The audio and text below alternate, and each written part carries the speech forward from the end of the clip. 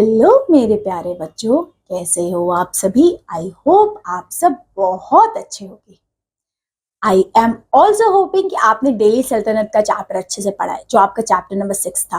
पढ़ा है अच्छे से, समझ में आया है। सो अब शुरू करने वाले हैं चैप्टर नंबर 7 को। कौन सा चैप्टर? Chapter number 7। ठीक है, देखो हमने इतना तो बैकग्राउंड देख लिया। सबसे पहले कौन आए थे? राजपूत को डिफीट किया आपका मोहम्मद गौरी। फिर आपका दिल्ली सल्तनत स्टैब्लिश हुआ। दिल्ली सल्तनत का भी जो लास्ट इब्राहिम लोदी हार जाता है हमारे बाबर से, फिर बाबर मुगल एम्पायर शुरू हो जाता है। देख रहे हो कैसे सीक्वेंस में बढ़ रहे हैं। हमने जो दिल्ली सल्तनत में 5 किंगडम्स पढ़े थे वो आप सभी को क्लियर हो गए होंगे। ऐसे ही अब हमारे मुगल एम्पायर शुरू हो गया, मुगल शुरू हो रहे हैं। अब मुगल्स में कौन लोग थे, कौन कौन से किंगडम्स थे, उन्होंने किस तरीके से फंक्शन किया, कौन कौन से टेरिटरी को कैप्चर किया, क्या फंक्शन था, कैसा एडमिनिस्ट्रेशन था, कैसे कंट्रोल था। जैसे हमने दिल्ली सल्तनत का क्लियर किया ना, वैसे ही हम मुगल्स का भी पढ़ने वाले। Ready? Are you ready all? So let's start this class. Chapter number 7, the Mughals 16 to 17 century, ये है। ओके, शुरू करें। वैसे तो आपके सामने यहीं पे लिख दिया, ये सारे हमारे मुगल्स थे। बाबर, हुमायूं, अकबर, जहांगीर, शाहजहां एंड औरंगजेब। 6 है ये, वो तो सिर्फ 5 थे, इसमें एक और ऐड हो गया। ठीक है, सो the Mughal Empire, which flourished from early 16th to 17th century, was a significant and influential period in the Indian history.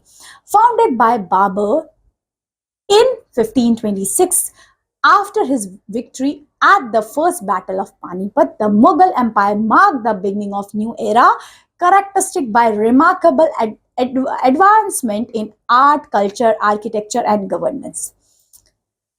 जैसे ही फर्स्ट बैटल हमारी पानीपत की होती है, हमारा स्टैब्लिशमेंट हो जाता है मुगल एम्पायर का, जब बाबर जीत जाते हैं वो।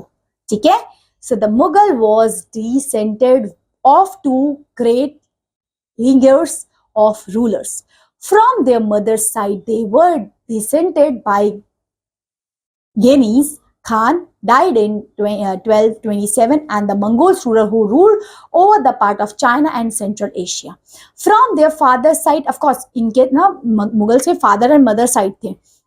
सो father side is Timur side थी, mother side is Genghis Khan थे। ठीक है, सो जो तैमूर डाई हो गए थे 1404 में। The ruler of Iran, Iraq, and the modern day of Turkey. However, the Mughal did not like to call Mughal or Mongols. देखो जो मंगोल्स हम बोल रहे थे ना पिछले क्लास में, ये मुगल्स ही है। मंगोल्स ने कैप्चर करने की कोशिश की दिल्ली को, मंगोल्स ने कैप्चर करने की, so Mongols are the Mughals one. Okay, so this was because Genghis Khan memory was associated with the massacre of we can rub this one, so that's why we can say. Okay. So this is because the Genghis Khan memory was associated with the massacre of innumerable peoples. They was also linked with the Genghis, their Mongols competitors. On the other hand, the Mughals were proud of the Timurid ancestry, not least of all because their great ancestors has captured Delhi in 1398. They celebrate their generosity. Pictorial, each ruler getting a picture was made Taimur and himself. सबसे पहले हम अपना ruler पहला शुरू कर रहे हैं, that is Babar. Babar के बारे में शुरू करने वाले हैं, जो हमारे मुगल के फर्स्ट रूलर थे। इनका टाइम पीरियड था 1526 से लेके 1556 तक का। ठीक है, so the real name of Babar was Jahangir ul Din Muhammad, इनका ये पूरा नाम था। His father was descended of Amir Timur, the mother belongs to Genghis Khan family. ठीक है, so Mirza Umar Sheikh, his father was a chief of Farghanas, a small state of Central Asia. He died when Babur was only 11 years old. Babur enemies deprived from his Jahangir, and he had to leave his native place in despite. They came down to Kabul, counter it, and became its ruler in 1504 AD.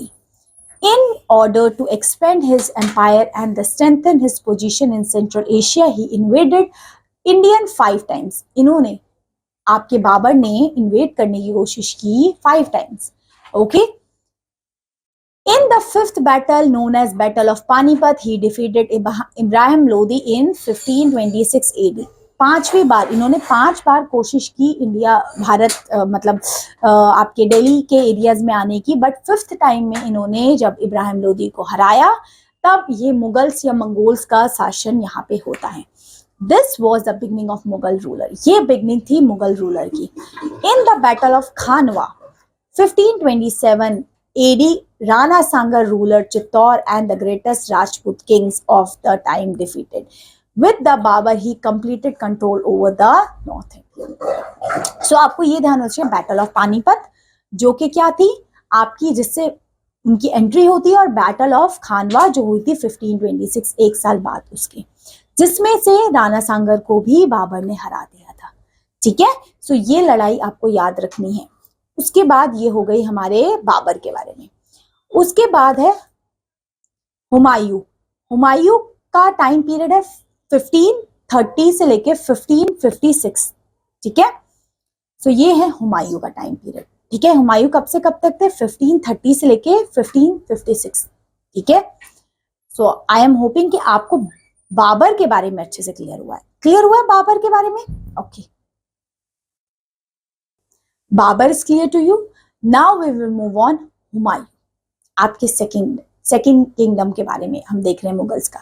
ठीक है. तो ये तो आपको पता लग गया पहले बाबर का एस्टेब्लिशमेंट कैसे होता है. ठीक है. बाबर के बाद अब हुमायूं आता है. हुमायूं. ठीक है. So after that of Babur his son Humayun, क्या नाम है उनका? Humayun. Succeeded his father, but according to Timurud tradition, he had to share power with his brother. Of course, इस रीजन में उसकी अगर वो बनते हैं तो उनको अपनी पावर अपने ब्रदर के साथ शेयर करनी है. Like Babur, he did not command the rest and esteem of nobility to sustain imperial power and hegemony. Humayun had to fight against Afghans both in the east and the west. At the same time, he had to face hostilities from their own brothers who weakened his cause of against the. Of course, जब वो हुमायूं को ये position मिलती है तो अब उसको power अपने ब्रदर के साथ शेयर करनी थी. जैसे ही उन्होंने अपने भाई के साथ पावर शेयर की, उनके बीच में डिस्प्यूट्स होने लगे, जिसकी वजह से उनमें जो स्ट्रेंथ हो गई थी वो वीकनेस हो गई उनकी. So Afghan under the leadership of Sher Khan, popularly known as Sher Shah Suri, captured Gaur, the capital of Bengal. देखिए अब यहाँ पे शेर शाह सूरी ने बंगाल में अटैक कर लिया. And bleached Mahmud Shah, the ruler of Bengal. Sher Khan defeated Humayun first at the Battle of Chausa. देखिए Battle of Chausa में शेर शाह सूरी ने हुमायूं को हरा दिया था. And then Kannauj में भी. Humayun fled from India and found refuge in the Persians' rule in the Safavid dynasty. With the help of the Persian king Shah Tepes, he countered Kabul and Kandahar and captured Delhi and Agra. He re-established the Mughal ruler in 1555, but he died in 1556, leaving behind the minor son Akbar under the heavy lords. देखिए अब वो तो हो गए, अब इनका सन अकबर आ जाता है इनके बाद. ये देखो शेर शाह सूरी के बारे में लिखा है, जिन्होंने आपको हुमायूं के साथ डिफीट किया था. ठीक है. अब आते हैं अकबर, जिनका टाइम पीरियड है 1556 से लेके 1605 तक का. ठीक है. सो अकबर में है हमारे कौन? जलाउद्दीन मोहम्मद अकबर. कौन है? Jalauddin Mohammad Akbar was born in 14 November 1542 AD in Umbercourt.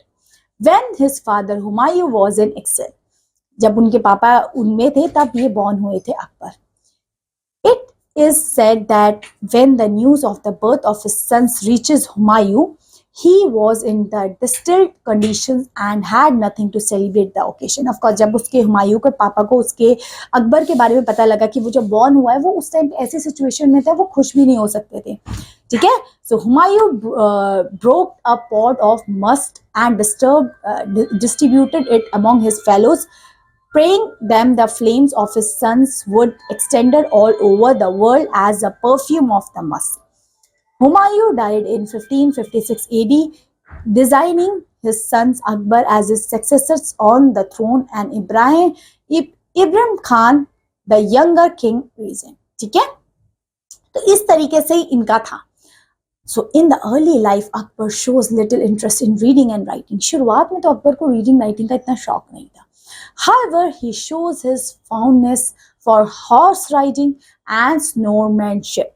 Soon he became an expert warrior. धीरे धीरे वो एक अपना expert warrior बनता है अकबर. स्टार्टिंग में वो ऐसा नहीं था. Akbar received the news of the death of his father Humayun. जैसे ही उसके फादर की डेथ उसको पता चली, डेथ की न्यूज, जब वो पंजाब में थे, where he was along with Bairam Khan के साथ जब वो थे, तब उनको जब पता चला ये चीज, तब उनके लिए ये चीज बहुत अलग हुई. So Bayram Khan took immediate step and raised the 13 years old Akbar as the empire to the throne. He himself became his regent.